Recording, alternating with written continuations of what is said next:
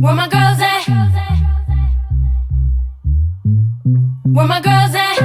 Independent, free spirit. Ooh, it's some serious. Where my girls at? We ain't linked up in a cool minute. Where my girls at? It's going down, down. Where my girls at? It's going down, down. It's going down tonight. We going out tonight. Yeah, right. We going out tonight. It's going down tonight. Yeah, right. It's going down tonight. We going out tonight. Yeah, right. We going out tonight. It's going down tonight. Yeah, right.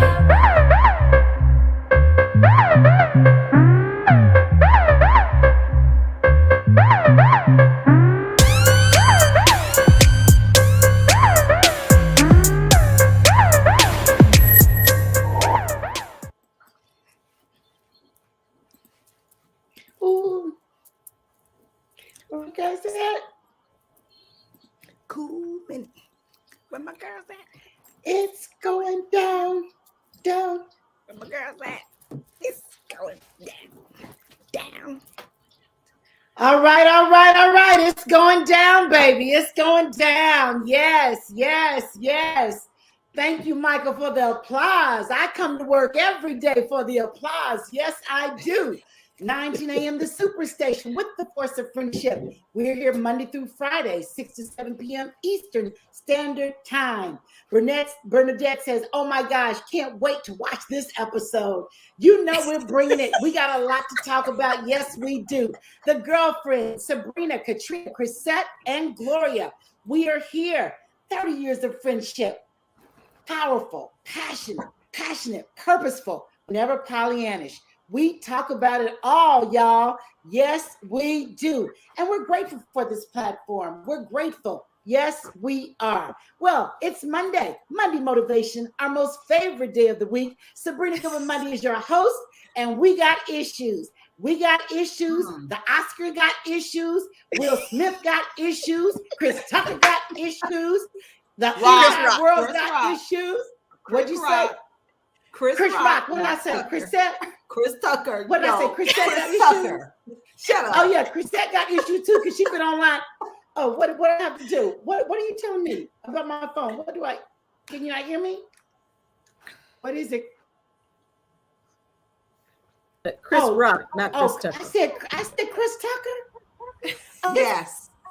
Okay, Chris Rock. Well, don't give me. Okay, okay.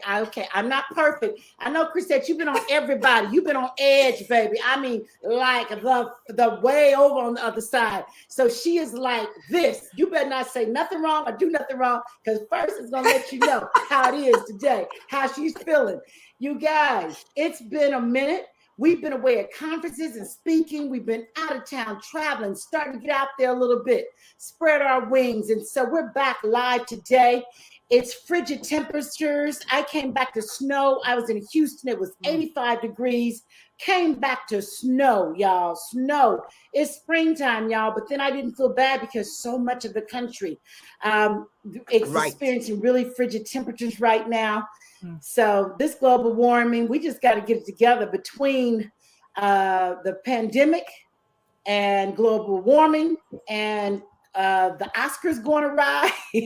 What is this world coming to? What'd you say? The Ukraine. Gloria, I can't hear you. What'd you say? Oh, I said, oh Lord. Sorry. And the Ukraine. Oh my goodness. The war. Yeah, it's like sometimes, honestly, I was exhausted. I had taken a nap today. I really haven't had a nap in the middle of the day in a long time. And I said, I got to lay it down. Because I got a night shift of some things I got to do. So I'm here ready for you. Thank you to our tribe. Type your name in the chat. Tell us where you're calling in from. If you're listening on YouTube, Roku, Caterina, how many different ways can they find us? There are so many ways. They need to go to theforceoffriendship.com, click on that We Got Issues tab, because I'm telling you, it's like spin the bottle. We got 12 different ways. You have no excuse. Car, train, plane, automobile, you can listen to We Got Issues, because you got issues everywhere you go. Okay, out of the country, in the country, don't matter. Exactly. You guys got a serious sister on with us, a new member of our tribe, Monica Cost. She is the boss. She is the president of the Core Value Company. I mean, she is talking living an authentic life.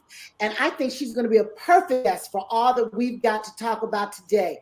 She is going to bring it. She is wonderful. She's an author. And so we're going to bring her in just a minute. But girlfriend, say hello before we get into our hot topics and bring our guest in. How are you, Caterina, out there on the West Coast?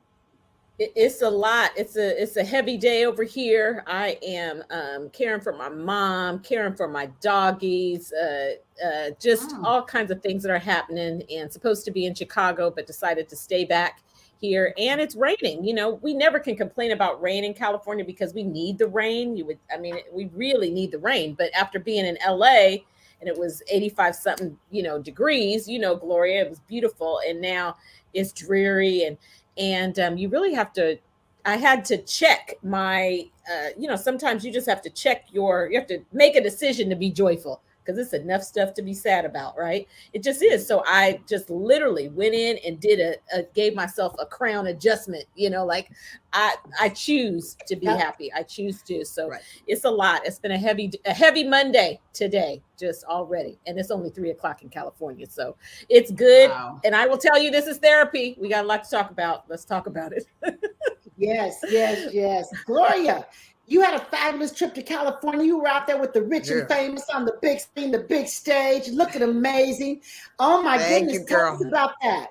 Let's talk about planes, trains, and automobiles, y'all. We all been everywhere. We have all been everybody. Let me tell you something. If you listening to The Force of Friendship, you looking at 4 women that held the mic this weekend. We held the mic up close. We held the mic on fire. We held the mic next to some people. I was excited to be on the celebrity panel with the likes of some big name people. Okay, let me just tell you my moment. I sit next to Julie Chen. And we were talking, and she was asking a bunch of questions about myself. And then I told her, I just graduated. And she said, well, how old are you? I said, 65. She said, what? She said, what? I had you at 42. I was like, girl, you my best friend. For real, you my best friend. So that was my moment. I had a fun time with outfit changes. It was just, let me tell you something, y'all. Women are out here.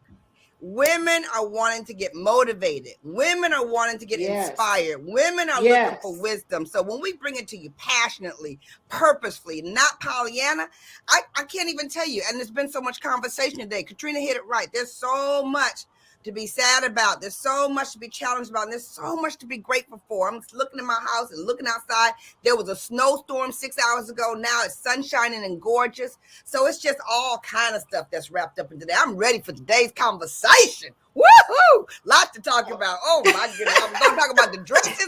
Are we going to talk about the men? Are we going to talk about the abuse? Are we going to talk about books? What are we going to talk about today, Sabrina Goodwin Monday? We got it all. Say hello to the people, First Lady Crisette. Hey, everybody. I mean, Gloria is bringing the excitement. I'm like, whoa, she wired. What did you have before you came on the show? I mean, she is ready for this show. We love your energy. Well, I'm excited to be here. Of course, we had a whirlwind weekend, went to a conference, had not been together in 2 years at this conference. And I mean, just to be together. And I'm gonna tell you, it wasn't a lot of masks that were there. I mean, people were hugging and doing the things that we were doing before the pandemic. And I just prayed. I said, it was so funny. I said, well, as soon as I leave here, go straight home and take your COVID test, because I threw every precaution to the wind. It's just some things don't mix when you talk about being in person and COVID. But you guys, I'm thankful. Right. I feel fine, no problems. But it's so exciting to see so many of you that are watching us live on Facebook. We got Dorothy Matthews and Keith Harley is watching. What's up, Keith Harley? We have Audrey Patterson live from Cleveland, Ohio, is with us on today. Oh Oh my goodness, they are here from everywhere. Jessica Floyd from North Carolina. And it's so funny. Karen said, I hope y'all are fair. She already to get her opinion in. Yeah. Karen is getting it in already, isn't she? And say stuff that makes sure sense. about the incident last night. So we're going to talk about it. Yes. Let's talk about it. You know what? It's so much to talk about. I'm going to bring in our guest, Monica Cost, because she is an honorary girlfriend. She is part of the tribe. She fits right in with us. She's my Sarah, Monica Cost, the boss. Yes. From the Boston, Massachusetts. It's so good to be here. Yes. Shout her out. You know she ready for us. She got to show her out. She ready for us. Yeah. She's girlfriend. Lot of hair. Yes. Let me tell you a little bit about Monica. She is president and chief pastor of the Core Value Company, an author and speaker. She creates value-aligned strategies for organizations, professionals, entrepreneurs, and personalities through consulting, custom content creation, workshop facilitation, and keynote speaking. You guys, she is just an amazing woman inside and out. She started her business part-time while working long hours in corporate America, having worked in finance, human resources, and commercial real estate for 17 years. She has firsthand experience on what it takes to create sustainable change for professional success while attaining personal fulfillment. She has created a powerful link between one's core values and improving the human connection. Having abandoned societal expectations. Somebody abandoned societal expectations last night on that stage, right? Okay, so she abandoned societal expectations for a journey for her authentic life. She's equipped thousands with the ability to move towards overall life success. Get ready for a new perspective. We're going to learn a lot more about her as we go into the show. But Monica, we welcome you. We welcome you to the Voice of Friendship. Thank you. It's so good to be here. Yes. So Monica, you know, it's the hot topic, and we're going to right in. We all know that the Oscars, amazing fashion produced by amazing, for the first time ever, the Oscar awards were produced by an African-American man, first time in history. Lots of firsts last night. But then we saw a first slap of a host by an audience member in 96 years because he was offended by the comment. Guys, you must have been living on a rock if you don't know that Will Smith slapped Chris Rock in the face hard because he made an offensive remark about Jada, his wife's hair. So let's open it up, girlfriends. They said they want us to tell the truth. They want our perspective. Who wants to go first? And Monica, feel free to join in this conversation before we learn more about you. Go ahead, Chris. You got both hands up and feet in the air. Go ahead, Crisette. Okay. All right. So let me preface my comments by saying I am a Will Smith fan. I absolutely love everything that he's been in. If Will Smith is in a movie, I'm buying a ticket. Okay. Literally, that's probably one of the main reasons I was watching the awards last night, because I was on pins and needles saying they better give him an Oscar. They better give him an Oscar. I mean, for King Richards, I was like, oh yeah, he's the man. And I promise you, the slap that was watched and heard around the world. When I saw that, I promise you, the first thing was I was so embarrassed. And you know how we are as Black people. We take on the actions of what other Black people do because we feel like we represent everybody. Now, I'm not saying that's what we should do, but y'all know when something go down and the news come on and somebody kills somebody or it's a horrible accident or mass shooting, the first thing you say is, Lord, I hope they're not Black. Please don't let them be Black. Right. And so I just felt it was so disrespectful. And I was just thinking and literally I said, Will, you're so much better than that. I mean, to me, he's always come across as a classy guy that understands emotional intelligence. So I was a little confused as to why he did it, because it's appeared that he laughed at the joke. So I'll end here and just say, my respect level went down for him. And believe it or not, my respect level went up for Chris Rock. Now, people talk about his joke or whatever, but what I will say is, number one, that's what comedians do. Number two, the joke, she has alopecia. Had she had cancer, I would have been like, you know what, that was totally offensive. But I don't think, and everybody's opinion is different about the joke, I don't think that joke was so offensive that you go and that's a black on black crime was committed last night. So I could go on for the rest of the show, but I'm going to decrease for the rest of you guys can have something to say. Go, Monica. Monica, we'd love to hear from you. Monica, we got a break. There's the music. Okay. That music comes fast. Audience, don't you move. We got a lot to say. We got issues. We want to be about solutions. We'll be right back. 19 a.m., the Superstation.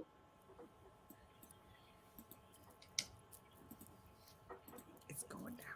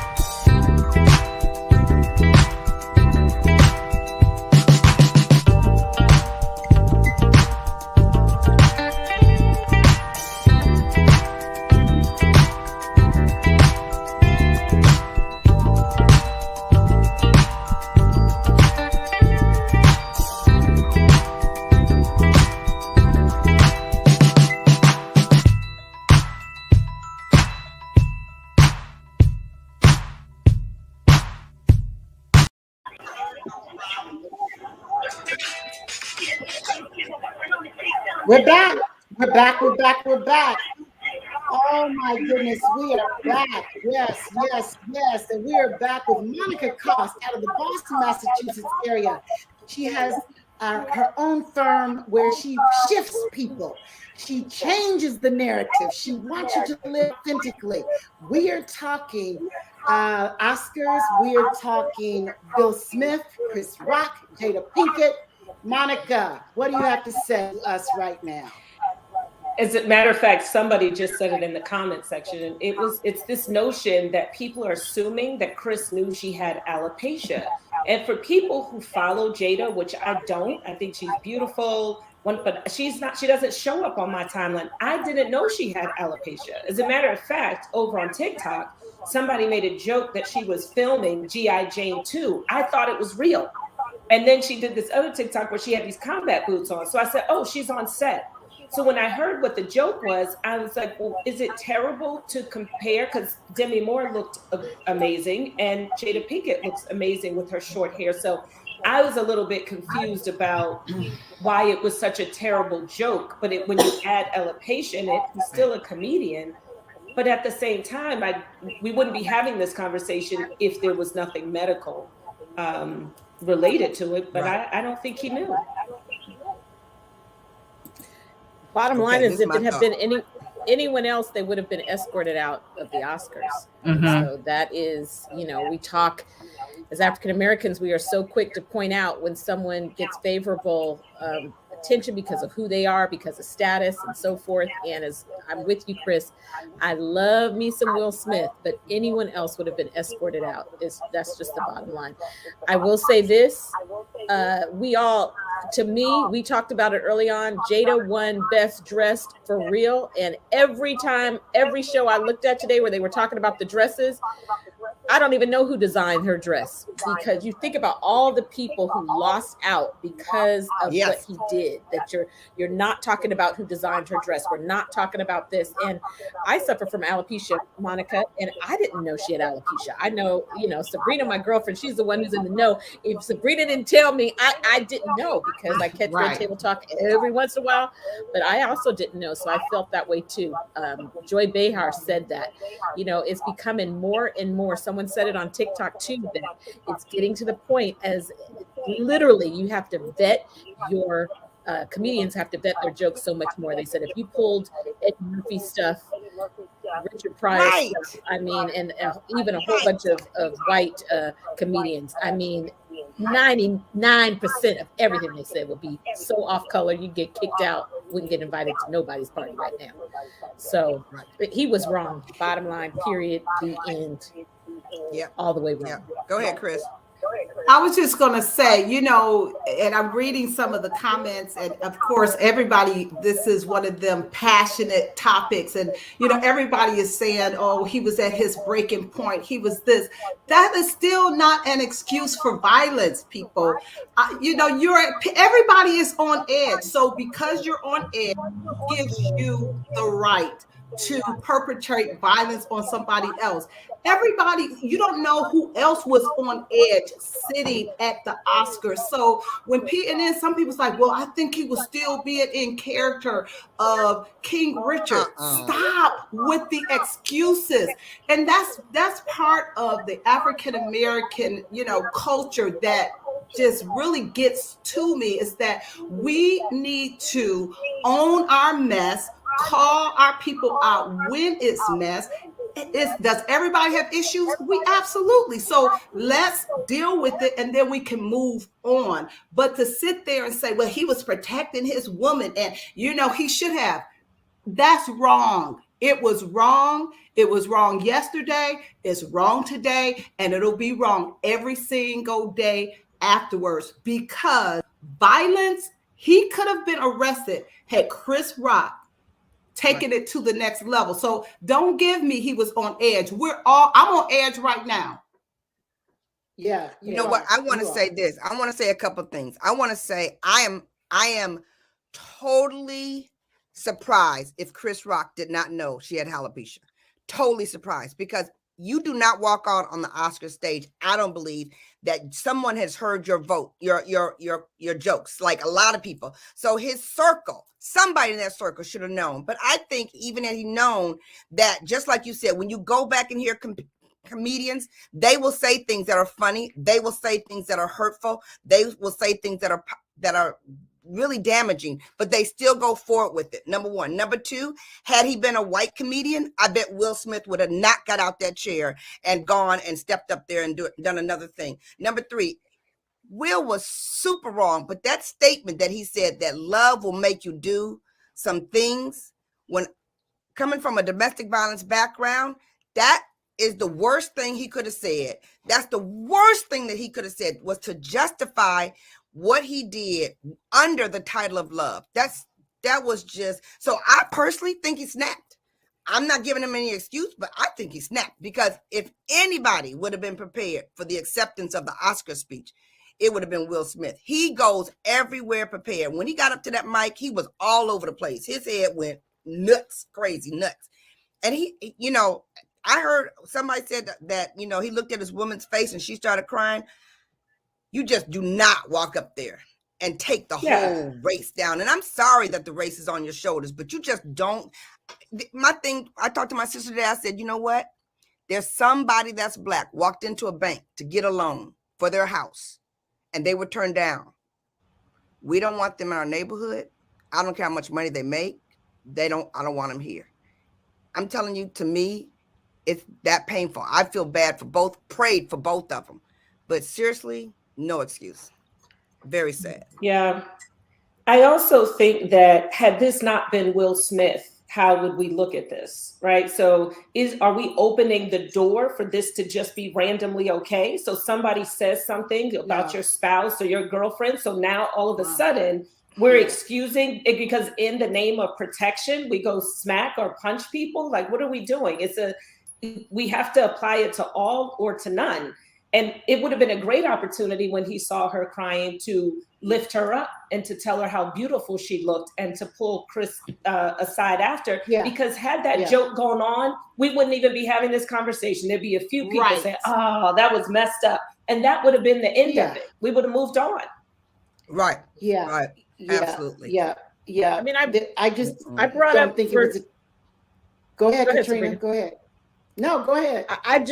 I immediately brought up to the girlfriends in the girlfriends chat. I said, for someone to have an open marriage and for them to have made fun of your open marriage, and then for you to get that upset, I really agree with you, Gloria. I think he needs a mental health check. There's something, even people that you respect that are successful, that are, mentally balanced in some areas. It just something is not right. But that is just interesting because they're so open about everything. And then let's go to the phones. Let's go to the phones, you guys. We got a couple of callers. We got to get them in here. Callers, are you there? Thank you for calling 313-778-7600. What's your question or comment? Hey, good. How are you? Great. Good. This situation makes it bad for Kanye. They're gonna say, now, see, that's why we don't want Kanye at the Grammys. You want to expound on that? How does it make it bad for Kanye? They want Kanye to come to the Grammys, but they don't want him to perform. Wow. Because of what we were saying about Channel's boyfriend. Oh, okay. About Pete Davidson. Right. So I was saying, by this happening, they would say, now see, there you go. This is what we're saying. Do you guys remember when Kanye West ran up on stage when Taylor Swift was accepting her award? And and guess what?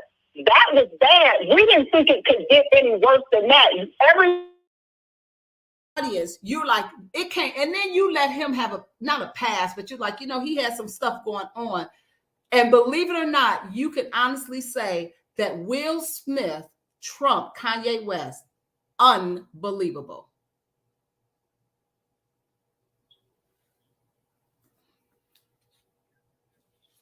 He was. And then he looked over at Jada, and she gave that look that you sisters can give. That was nice. Well, thank you for calling. We got issues. We are here every day, Marathon. Thank you for being one of our all-time callers. Very consistent. We appreciate the value that you add. Thank you so much. Let's go to our next caller. Caller, are you there? Hello. Hi, how are you? I'm well, thank you for asking. How are you? Good. Okay, so my comment is this, and if tomorrow morning or next week we read in the papers or hear in the news that Will Smith shot himself or committed suicide, then everyone will go back and rethink the comments they're making. And in my opinion, which none of us really know what was going on through his head, but it seemed like a lot. And we do know that family struggled with a lot of issues. And it could not have happened to two very seemingly mild-mannered people, what happened last night. And that was Chris Rock and Will Smith. And Will Smith seems to be a person who tends to, I'm not going to say have it all together, but he presents himself well on most occasions. But it seemed like there was a lot going in his head. Even when he went back and he was crying and he apologized and then he laughed. That was a nervous laugh. And a lot of times when people, they don't know when they're stressed or they have a lot going on and they do not know how to process it, sometimes things can come across, oh, they're laughing. No, it's a nervous laugh. In my opinion, it was a nervous laugh. Even if we saw him smiling, perhaps he did not know how to process it. So it was a nervous laugh. And then when he saw his wife, his face looking the way she was looking, I mean, it could have been, we don't know, really don't. I mean, you know, I hear some people saying, well, they were acting. I don't know whether they were acting or not, but I do know because I do follow the red table. But there's a lot going on in that family. And I would just hope that before we get to the point where we're saying, oh, he disappointed us, you know, you don't know how you can push a person further over the edge. And so good thing he does have counseling, so I hope he does not get pushed over the edge. But I think it's a lot going on over the Will Smith's head. And I think we should be a little bit more compassionate before we jump too much out there with our opinions about what we should have done or and Chris Rock did respond very well because we know right. But let me jump in and let me jump in and say thank you so much for calling, because this is what we want, people that have different opinions. And so just like you were saying, we don't know what was in his head. We don't know what he was going through. You are also making the assumption that he was going through something. He was stressed out. He was this, that, the other. So you're assuming, just like I'm assuming, that a person of his caliber knows where not to cross the line. So everybody really is making an assumption of his state of mind, if we're totally going to be honest. All right, there's the music. Oh my goodness. When we come back, Monica, the expert herself on how the shift can happen. Thank you for calling in. We got issues. We'll be right back.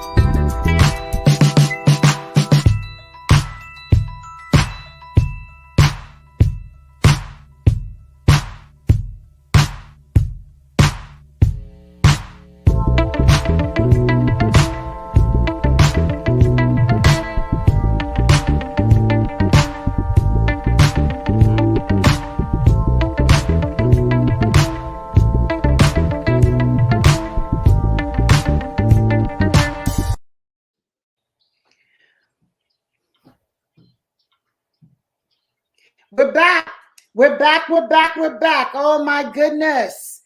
It's hot. Everybody wants to talk about it. And we have Monica Cost, the president of the Core Value Company. She shares the evolution of her now full-time pathfinding business with professionals around the globe. She has a book called The Things I Used to Do to Sneeze, How to Live an Authentic Life. She really marches to her own beat. She says, I'm not going to go to the left because the world tells me to go left. If I choose to go right, that's what I'll do. Monica, get in. We want to lean in. Talk to us about what you do, how you do it. We've got a couple of callers waiting to be heard, but we want to know what you do, how you do it, why you decided to go out on your own and create your own path. So I have to start a little bit at the beginning of how I even came to do the work. And I think some of this will end up returning to the conversation about the Oscars last night. When I was little, I grew up as the rule follower, the one that was expected to say please and thank you, get good grades, do the right thing. And whenever I sort of stepped out of line, like some other teenagers got to do, the adults in my life would say, oh, Monica, well, you know better than that. And then sometime around high school, I got really good at math. All the adults in my life again, oh, you should major in finance and accounting. So what did I do? I majored in finance and accounting. I graduated, I got a job, and I got married. I had children. We bought a house. We went to, all the things you're supposed to do. And all the expectations on my life were good ones. So I kind of fell into that. Well, somewhere around the age of 35, I looked up, and while people said that my life was amazing and looked really good on paper, I had this unfulfilling feeling in the pit of my belly that I had to reconcile. And what I learned was that I had been living so much into the expectations of society and other people that my life was actually misaligned with my core values. And I didn't even know what my core values were. It was just a whole new conversation. Now, in the conversation about core values, which, when I ask a lot of people, do you know what your core values are? They'll say things like God, family, work. But that's not what I'm talking about. I'm talking about your preferred way of existing. For instance, some of my top core values are consideration, open-mindedness, connectedness in terms of the human connection, creativity, problem solving, variety, and options. But the way I was living my life, I didn't have a lot of variety and options, right? The way I spent my money, the job that I had, the way things were set up. And there's no way for us to check in to see if the way we've been taught to live and the things that we've been taught to care about are really the things that we do care about. And when we don't have that understanding, we experience what I call value confrontations. So what happens is I'll ask people, what are your pet peeves? And people will often give me their pet peeves. And I say, well, what's your reaction to the pet peeve? And then they tell me, I get into an argument, I shut down, And then we talk about, well, what are the risks to the behaviors of you responding to your pet peeves? And what happens is when we experience these value confrontations, it ends up taking us outside of ourselves. So for instance, I value consideration. But let's say if I held the door for someone and they didn't say thank you. In the past, I might turn around and say, oh, you're welcome. Because in my mind, I'm thinking, who doesn't mean to say thank you? But in reality, they may not care if I said thank you either. So what I had to determine is, why did I hold the door in the first place? And the reason why I hold the door is because I value consideration. Whether you say thank you or not is not the reason why I hold the door. But if I don't understand that the reason why you not saying thank you irritated me in the first place is because I value consideration, then I quickly can start behaving in ways that are against the very person that I say I am, which is not then authentic. The next thing that happens after we have these experiences with people, they create these value confrontations, we create these labels. And so, I ask people, have you ever had a time where a friend came and said something to you and they were seething, like, oh, they were so angry. And they get to the end of the story and you're like, I don't get it. I don't understand why you're so upset. And the reason is because they had a value confrontation that you didn't have, because we don't all have the same value system. And the reason why I said that this could come back to the Oscars potentially, right, is I don't know what Will and Jada's values are. I don't know what Chris's values are. But when you don't have understanding of your triggers, it's easy to get triggered. Whereas now, because I have understanding, when I experience a value confrontation, I can name it. And then I can have a strategic response instead of an emotional reaction. But you can't do that if you can't name the thing that's happening in the moment. So I ended up taking this process, which I call the value identification process.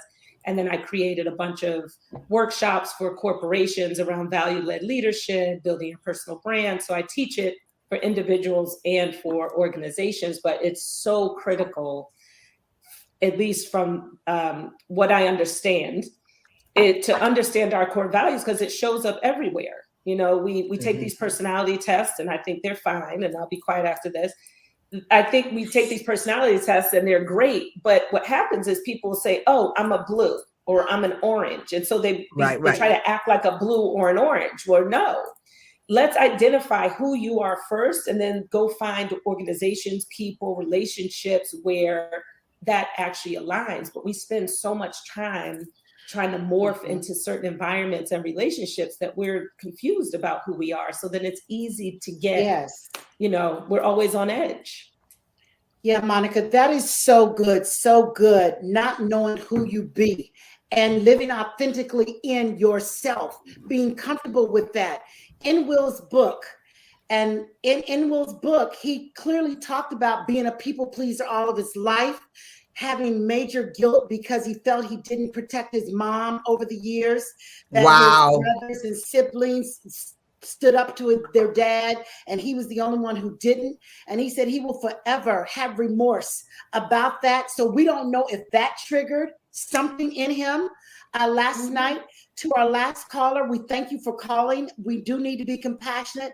You know, I've had some time to process this thing. I was on fire with desire last night. I was just like, he's wrong. He's wrong. He knows he's wrong. You weren't raised like that. You don't get up in an event like that and act like that. And then I had to just take a deep breath and know that there are no perfect people, to know that he made a mistake. I do believe it was a mistake, but some people think he did the right thing.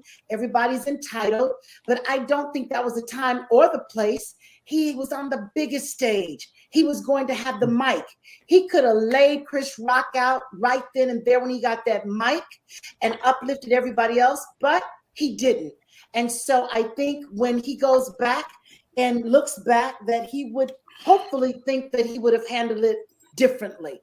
So let's go to the phone lines. Monica, thank you for that valuable information. I think we all need to sit back and get a clear understanding of our core values and be okay with not being pigeonholed into one identity, you know, one label. I love that. And so we got, if they're still there, Michael, do we still have callers out there? Yes, you do. Okay, tell me, who's next? Go ahead and bring Karen on the line. Hi, Karen. Hello, how are you, ladies? We're good. Pleasantly surprised at Crisette and I think a couple other ladies that said what you said, because that, quite honest, is the truth. The interesting thing is that, you know, people are coming to Will's defense, and this is the same couple that at the end of the entanglement video said bad marriage for life. So y'all are saying that he uplifted his wife, he's coming to her defense, but they have both said, hey, they've got issues, and it's their issues, but they've gone public with it. The unfair part is that people, and usually us, are assuming that Chris knew about the alopecia, and people are posting fake stories to justify Will slapping her. So I just saw something that said Chris apologized for an insensitive joke, and he apologized to the Smiths.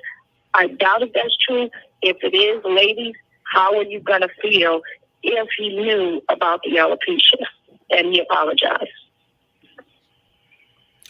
You mean, how are we going to feel about what Chris did? I'm never going to think it was the right thing to do. Oh, I'm sorry. I'm never going to think Will slapping him, even if he knew. I think it'll make me feel differently maybe about Chris's choice of jokes. It won't be the worst joke I've ever heard a comedian say. I would still, you know, I would say more about it, but Will getting on the stage and slapping him. And at the same time, you guys, we need to lift up Chris Rock for holding down the way he held it down. As much time as we're spending talking about Will, you know, Chris really stood his ground, didn't lose it, could have gone off, didn't go off, took it professionally, didn't let the police take Will away. I mean, there's so many things that he did right. So not only maybe or maybe not did the right joke, but the person that I saw from him in a very, very, very public and difficult situation. He handled it. And what's the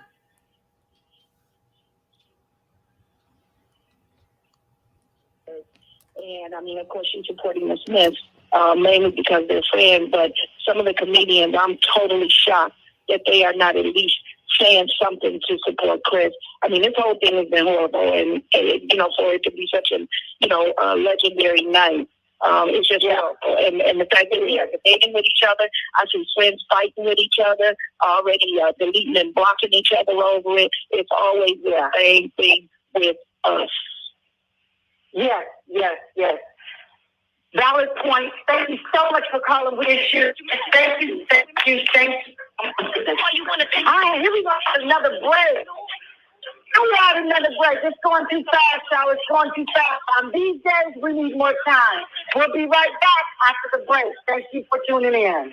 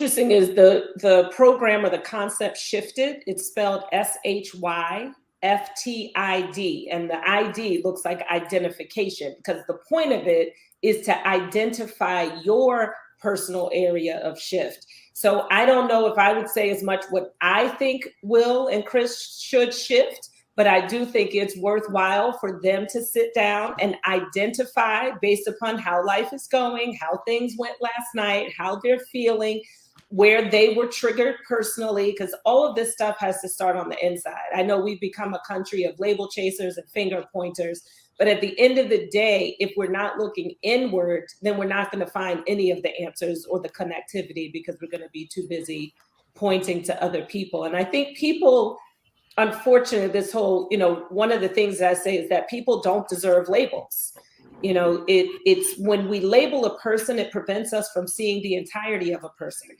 So if somebody said, right, because if this was their first experience with Will Smith, they may say, oh, he's violent or he's self-absorbed, whatever the label is that you use.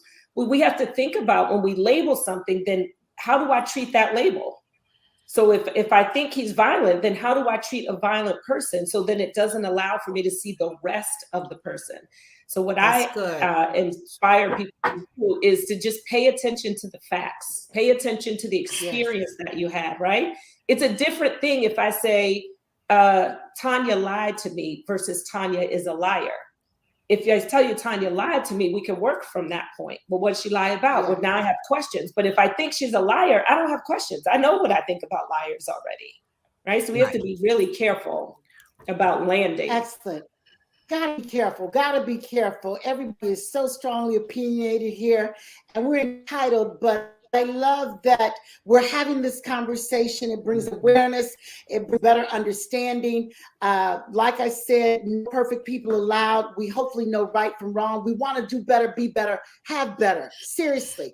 And so let's go to the phone lines, you guys. We got another caller. Caller, are you there? Is it me? Yes. Yes. Hi, it's Alexandria Nicole. Thank you so much, ladies. I really resonate with what Monica is saying in terms of living in your truth, because you have to operate from a space to which you are the creator of the tapestry of your own life, right? And I feel like a lot of times we are marching to the beat of someone else's drum, and it's not until we become older that we reconnect with what it is that our true purpose is, and determining our own values in that space. So that's where we have to be self-aware. And on the external, when we're evaluating other people, that's where the grace has to come in, right? Because that is where we have to understand that everybody is operating at different levels of existence and self-awareness. Mm-hmm. So the situation is real. I look at it as in, I'm going to extend grace to everyone involved, because there was some pain that happened out of the situation. There's discord that's happening. And to see that and acknowledge that, my perspective is I'm going to give grace. And label, I love it.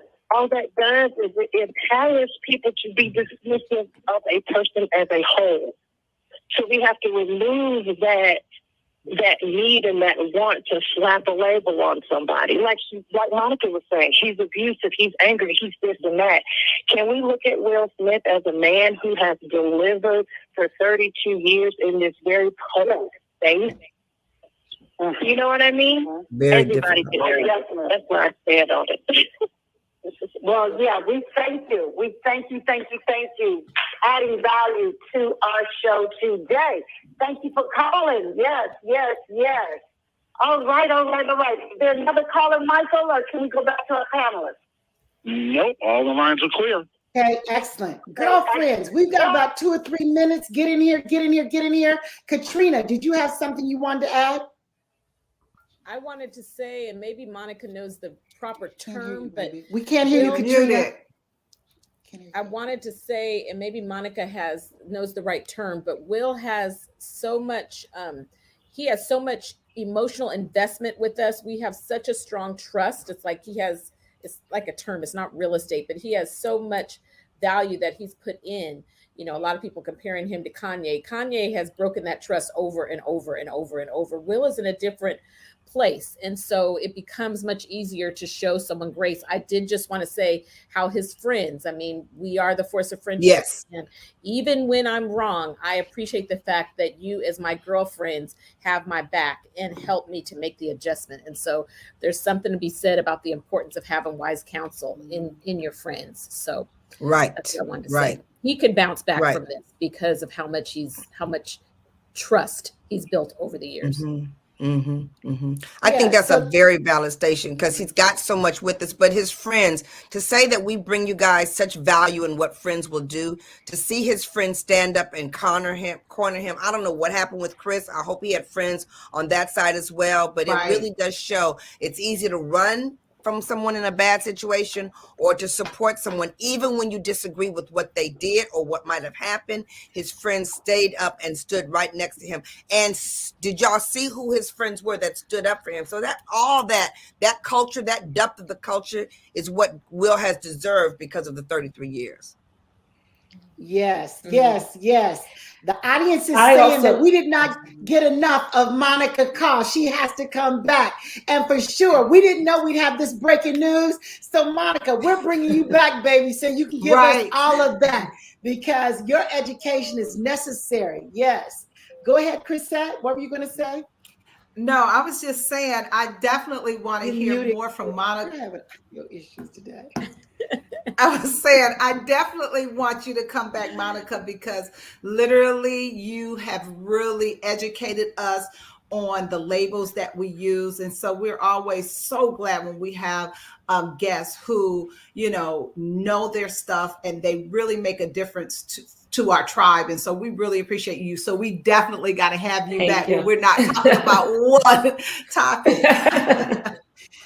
But you've added, I'm glad you were here today on this topic because you helped us figure some things out and not be so quick to place judgment here, there, or everywhere. You guys go to her website, www.thecorevaluecompany.com, to find out much more about the services that she offers and how you can be better by doing what she does. You guys, her Instagram, Monica Cost _the butterfly. She's even on TikTok, y'all. She's all over the social media game. Yes, yes, yes. Monica, do you think, the Academy, they are deciding what consequences will be taken? What do you think should happen? They're talking maybe taking the award. What do you think?